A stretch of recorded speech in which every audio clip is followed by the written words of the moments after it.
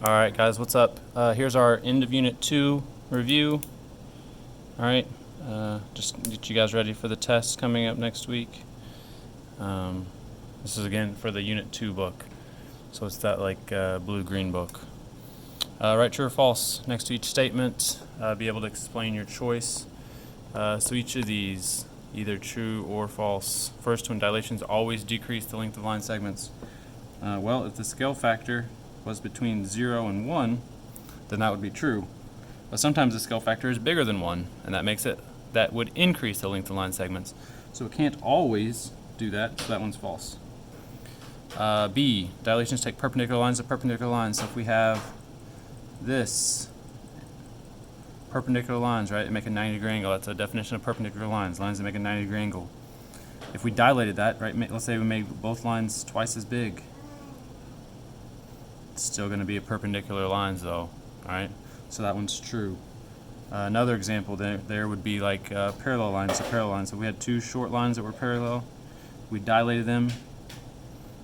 Alright, so they're bigger, maybe a little bit further apart, depending on where the center of dilation is, but they're still parallel, right? So it's not going to change like the orientation of the lines, right? It's not going to like rotate it or make one of the lines a different angle, alright? Dilations of an angle are congruent to the original angle. Angles are congruent to original angles, right? Angle measures do not change. That's true. Dilations decrease the measure of angles. We know the angles stay the exact same, so that one's false. Dilations of a triangle are congruent to the original triangle. They're not congruent. Congruent means same shape and size. All right. A dilation will keep the exact same shape, but make it make a new size. Unless the scale factor is 1. If the scale factor was 1, that keeps it the exact same size, right? We'd be multiplying everything by 1. Multiplying by 1 doesn't change anything. All right. But normally, right, that would not be true. All right. They are always similar, though, so this one is true, right? They may change the size, but they will not change the shape. All right. Down here, number 2, which pair of triangles must be similar? So let's say triangle 1, we have a 75-degree angle. We know the 3 angles have to add up to 180. So we have a 75, we could have like maybe a 25-degree angle with that and an 80-degree angle with that. That's one triangle, that's one option. All right, another option here might be 75 and 100 degrees and 5 degrees. Since there's two different options, we can't say that they must be similar. They could be similar. All right, they could have the same angles, but they may not. So that one's not true. They're isosceles triangles, both have a 40-degree angle. So we could have 40 and 40 and 100. Right, that's one option. A second option here might be 40 and 70 and 70, right? This adds up to 180, this adds up to 180. They're both triangles, different angle measures. So we can't say that they must be similar that way either. So that one's also not true. Here we have 20 and 90, here we have 60 and 70. Well, I can already tell you, 20 and 90, that makes 110, so there'd be a 70-degree angle with those. 60 and 70, that makes 130, so there'd be a 50-degree angle with these. These are not the same angles, they're not similar. This one here, 50 and 25 makes 75, so we'd have a 105-degree angle with those. Here we have 50 and 105, so we'd have a 25-degree angle with these, right? Because this, and this have to add up to 180. 50, 25, and 105 have to add up to 180. These are the exact same, right? 105, 105, 50, 50, 25, 25. This is the one, right, that would be similar. This is the one that would add up to 180. Down here we're just finding slope. All right, so rise over run, right? We're doing slope, that's m, that's rise over run. So our rise here, it's a little hard to see. Wish it would have printed better. So that's what, 1, 2, 3. 1, 2, 3. Our run here is 2. 3 is our rise, 2 is our run. Slope's 3/2. Here the rise is 2. The run is 1, 2, 3, 4, 5, 6. 2/6. That's 1/3. That's our slope. Here this is 5. This is 5. 5 over 5 is 1. That's our slope. Next one down here. Now we don't have coordinates for all these. Our run here is 1, our rise is 2. 2 over 1 is 2. That's our slope. Here, this one. This is 4, that's 1, 1 and 4, rise over the run, 1 over 4, 1/4. That is 1/4. I don't need to put equals anything, that's what it is. Last one here is 5/2, so pick a point. Any point, go up 1, 2, 3, 4, 5, go right 1, 2. Alright, there's our line with the slope of 5/2. That's what we're supposed to do here. Box F. Alright, this has a slope of 5/2. Alright. Keep moving along. Number 4. Here's some polygons. Which ones are similar to each other? Alright, so A and B. Let's see, so this side here, the vertical side, corresponds to this side here. This one here is what? 2 and 2 and 4. This one is 4 and 4 and 8. So notice these are all twice as big. Alright? Twice as big, it means the scale factor from A to B would be 2. This one's twice as big as this one.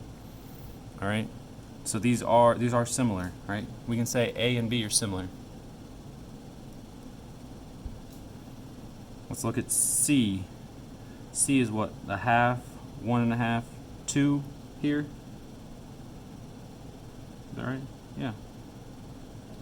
This is 1. This is what? A half and a half. That makes 1. So this side here corresponds to that 2. That's half as much. This side here corresponds to this side. 1 and 2. That's half as much.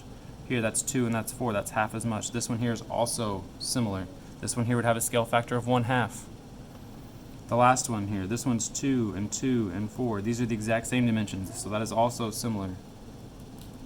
Alright, we skipped over D and F for good reason. Those are not similar. This one is 2, this one's 3. I can't have 2 and 3 here and 2 and 2 here and have those be similar. This one's 2, 1, 2, 3, 4. So, let's see, 2, I can't even figure out the shape. That's totally different. That's 4. So we're going 2, 4, 4, where it was 2, 2, 4. Alright, so not the same shape again. Alright. So we have A, B, C, and E that are all similar. Now we're supposed to describe a transformation. Could take one similar triangle to another triangle above. So I guess first, if we do A to B, we could say maybe take point R and translate down 1, 2, 3, 4, and then write 1, 2, 3, 4. Translate and say down 4 and right 4. Right, we're doing a translation. We have to have direction, or down and right, and distance, 4 and 4. Next, we just need to make it the right size. So we're going to dilate with center. I'm going to say R because I moved R to here. This is the corresponding point for R. And we said the scale factor was 2. So dilate with center R and scale factor of 2. The F is not very good. Alright, that would be A to B. It'd be similar for the other ones. If you did C here, we'd have to take R to this point right here. And then I guess we'd have to flip it and do a scale factor of 1/2 instead of 2. And then R would correspond to this point. So this time here we wouldn't actually have to do the dilation. We'd have to translate and then rotate it to make it match up perfectly. Alright. Again, if you're going to do the reflection, make sure you have a reflection line. It would be this line right here. If you're going to rotate, make sure you have your angle. That'd be 90 degrees. And your direction, that would be counterclockwise for that one. Alright. Number 6 says these two figures are similar. This is actually a homework problem for this week. Hopefully some of you guys recognize it. Similar, what is the length of side A? What is the length of side B? So first of all, let's notice that we have corresponding sides right here. This side here corresponds to this side here. So we're going from 4 to 10. Alright, so if I do 10 over 4, that makes 2.5. That means this one here is 2.5 times bigger. Right? That would be the scale factor here. Here, we could say this one's 2/5 as big as that one. Alright, so we have a scale factor going either way. So if we do what 9 here corresponds with B, so 9 times the 2.5 makes B 22.5. That'd be that new dimension there. That'd be B. Now if we're going this way, we do 15. The scale factor is 2/5. 15 times 2/5, that's 30/5. That makes 6. So A is 6. Alright. So we have a scale factor here, right? Less than 1, between 0 and 1, making it smaller, this one bigger, making it smaller to be this one. Or if we have a scale factor here, 2.5, right, larger than 1, making 9 bigger to go to 22.5. All right, another thing here I guess we can mention, 2.5, that's actually like 5 halves, right? So this and this are the reciprocals, the 2/5 and the 5 halves, these are reciprocals that just flipped over. All right, Lane, you don't know?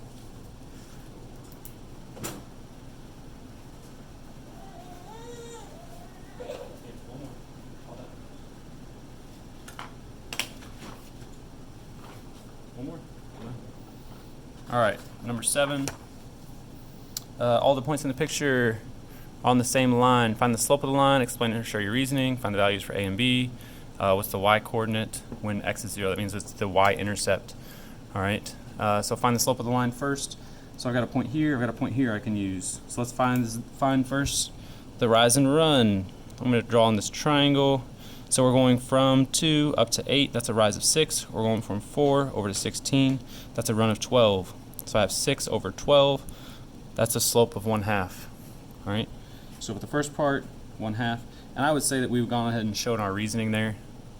Right, the triangle, the fractions, that's our reasoning, that's our explanation. Values for A and B. All right, so now instead of going all the way over, now I'm just going to go here. All right, so if I'm going, from 4 over to 6, that's a run of 2. If I have a run of 2, I know my rise is half as much, right? If my run is 2, I know my rise is 1. So that's 1. So I went from, 4 over to 6, I'm going from 2 up to 3. So my B value is 3. Now I need my A value as well here. So I guess let's just draw that here as well. So now I'm going up to 7, 2 all the way up to 7. So now my rise is 5. Well, I know my run is twice as much as my rise, right? It's 1 to 2. So if this is 5, this has to be 10. So if I add 10 to the 4, that means A is 14. All right. And then the y coordinate here, when x is 0, well, hopefully you can see that right here. All right, that'd be one way of knowing what that coordinate is. Also, if we just keep working back, right, when x is 0, that means I've got to go back 4. So I've got to go down half that much. I've got to go down 2, left 4. That's 1/2, right? 2/4 is 1/2, same slope. So that's going to get me back to 0, 0. And you can see it from the graph. Like, it looks like it goes through the origin as well. So y equals 0 when x is 0. And you might just circle that or show that here on the graph would be a good way. All right, last one here. Nope, second to last one. Write the equation of the line. So we could have done that up here, right? Up here it would have been y equals, 1/2 x plus 0. We wouldn't do the plus 0. We would just write 1/2 x, right? That would be the equation of this line. Now we're doing it down here. So let's find our slope. So we got a point here, a point here. That's 1, that's 2. All right, so our slope again, the rise over the run is 1/2. So y equals 1/2 x. And that right there is at positive 2. So now we're going to do plus 2. Right, our rise over the run is 1 over 2. Our y-intercept here is 2. Our b value is 2. Right, y equals mx plus b. M is the slope. B is the intercept. The y-intercept, right? Not the x-intercept, not this line, but where it goes through the y-intercept, right? This is the y right here. All right, now last question. We're doing a dilation. First, we're going to dilate ABCD using center B. So this is our center. Everything's getting closer to it because the scale factor is 1/2. So everything's going to be half as far away as it was. All right, so C was what? 1, 2, 3, 4, 5, 6 away. So now it's going to be 3 away. A was 1, 2, 3, 4, 5, 6, 7, 8, 9, 10, 11, 12 away. So now it's going to be 6 away. 1, 2, 3, 4, 5, 6. C to D, that was what? 1, 2, 3, 4. So now it's just going to be 2. All right, so there's that. All right, it looks like the same shape. Now we're labeling that instead of A, B, C, D, we're labeling it E, F, G, H. E, F, G, and H. And then draw the dilation of ABCD with center D and scale factor 1/4. So now we're doing the same thing, except we're getting everything closer to D, and our scale factor is 1/4. So, 1, 2, 3, 4. So now it's just going to be 1 away. This was what? 1, 2, 3, 4, 5, 6. So 6 over 4, that's what, 1.5? So it's here.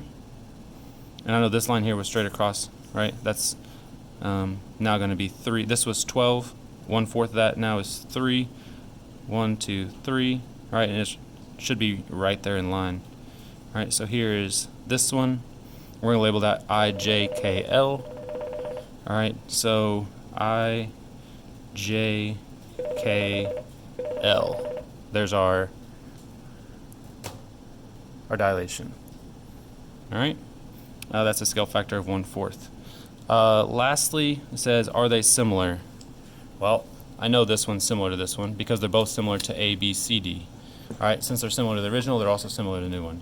So I can say yes, they are both similar to A, B, C, D, ...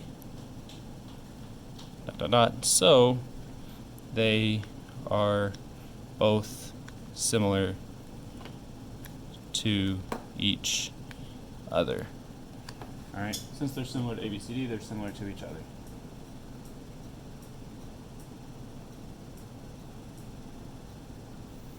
All right, so hey, if you have questions, please comment on this video, ask me. Please try not to wait until Monday morning because we're going to be pushed for time already taking the tests during class. So if you have questions, please comment on the video.